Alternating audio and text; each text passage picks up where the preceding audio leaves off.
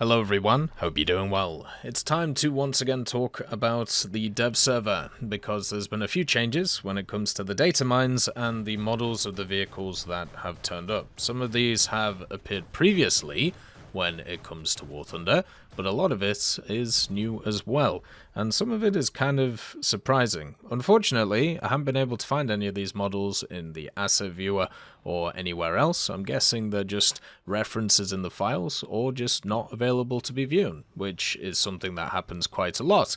And most of this stuff I think would be kind of interesting to see in this update, but already this update's pretty chock-a-block. Remember, when it comes to War Thunder, there are usually 5 updates a year, and since this one seems to be running a little bit late, we're actually running into it coming out at the same time as New Power.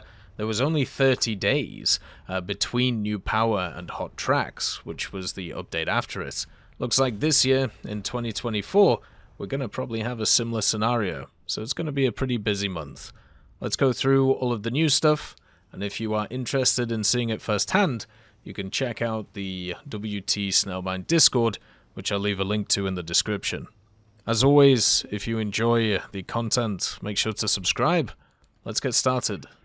The first vehicle is the SDKFZ 251. This is one of the APCs that the Germans used during the Second World War. It's a half-track, it only really has a machine gun on it, and we already have it in the game as an AI target. So my guess, when it comes to this model, is they're adding it in to update once again the AI targets. We've seen that happen quite a lot, because let's be honest, if they decided to add in a 2511, which is just the one with the machine gun, it doesn't really fit the game in terms of how you would play it. So to me, it just looks like they're upgrading stuff that they've already done. They've already done a lot of the tanks and also the radar systems in air battles. There's no reason why they couldn't improve some of the smaller things, kind of like they have with the Studebakers as well, which got a big overhaul a few years ago.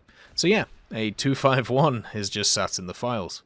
There's also some upgrades of the BTR-80 that have turned up, the BTR-82A and the BTR-82AT. Now, these are comprehensive upgrades of the BTR-80 series.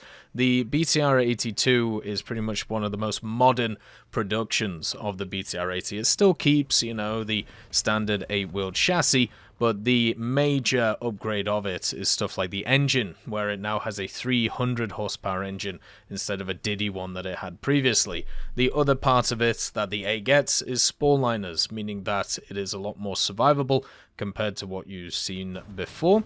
And also, another part of it is that it can also have different weaponry sets on it, which is where the AT version comes in. The AT version of the BTR-82 is one which is given a really good set of thermals, third generation basically, and also access to the Cornet ATGM, so giving it a massive amount of enhanced firepower.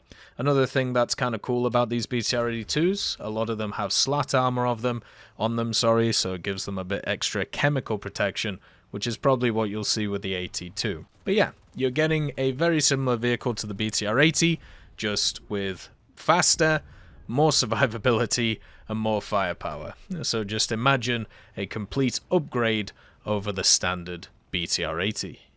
There are also 2 returning vehicles that I remember we've talked about previously. First of all, we have the KV-1 1942, which was the most produced KV-1, and also we have it in the game. It's in the Swedish tech tree as a premium for Finland. This vehicle was used a lot by the Soviets and also by the Finnish, obviously, but this would be one for the USSR, and it's exactly the same, or should at least be exactly the same as the Finnish one, just kind of in the standard tech tree.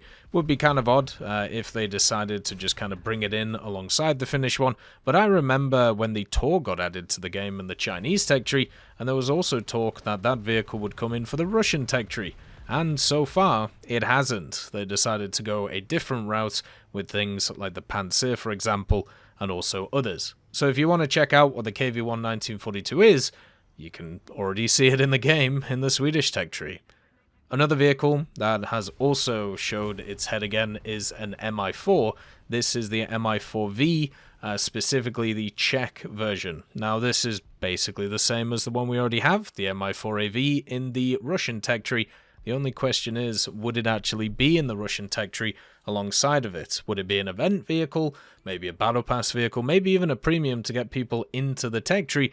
But they've also really made a concerted effort to make the Mi-4 a lot easier to play, with giving it access to stock ATGMs. So the Mi-4V Czech version may not be needed. The other part is, it could it could show maybe more Czech stuff coming to the game. We obviously had the M53, which was of Czech origin, but we haven't seen a massive explosion of Czechoslovakian or Czech Republic or Czechia stuff, and they have a lot to offer. And the question is, do they come in as an independent, a subtree, or maybe just premiums and events? Hopefully a subtree, but who knows what the plans are in the future. Another vehicle that rears its head once again is the STRV 101R. The STRV 101R is basically just a 101, which is a Centurion, with access to Blazer ERA. It technically also had better gun stabilization, a laser rangefinder, and also some better suspension, so its gun handling should be a little bit better compared to the other Centurions. But the big upgrade is the Blazer ERA. There's a lot of Blazer in the game right now. If you want to go check it out, it's on a lot of Israeli vehicles, but also on others too.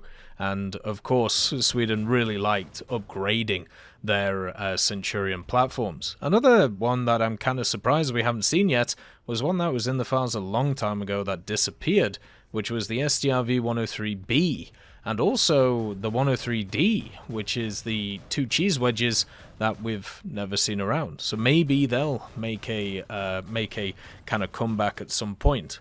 I'd be incredibly surprised if these vehicles make it in this update. I feel like we already have a lot of stuff in this update. But then again, with the event ending today, the KV7 one, maybe some of these are earmarked for event vehicles or battle pass vehicles or whatever they might be. If they decide to get added in this update, obviously I'll cover them and I'll be happy to see them. None of these look like bad vehicles, they all look pretty fun, and some of them have been leaked for an incredibly long time previously. So to see them be data mined, at least in some way or another, it actually is just more interesting to see how they're going to get added. For example, stuff like the BTR-82, the Soviets don't really need them, so the question is, how do they get added and actually played? The BMD-4 is already very strong, the BMP-3, 2 and 2M, the 2S-38, the 2S-25s, they have everything that they would need in that area to be powerful. So the question is, do you just add them alongside, or do you add them in different ways to make them, you know, more interesting and more appealing, or do you have to change them up a little bit in the way that they are setting up? So, the question is, how do these come in, and when do they come in? Is it going to be in this update, which is looking more and more like next week nowadays with the dev service still being available right now, or is it going to be other setups? Is it going to be in events? Is it going to be even in the next update, which, as we said, is probably going to be pretty soon as well?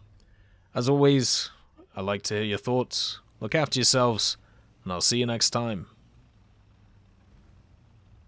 I'd just like to thank GMG Smiley, CD Beans, Chieftain Mike, EMN3 Galaxy, Tulio Pontecorvo, Brendan Quinn, Carrion Crow, Gus Irenicus, Pyman, Wartinder, Teddy, Daniel Stanton, Martinez, B. Young, Ozzy Panzer, Alan Hacker, Liam Shear, Opium Prime, Lafouche, Sem, Aslan, Uncle Bean, and Derek R.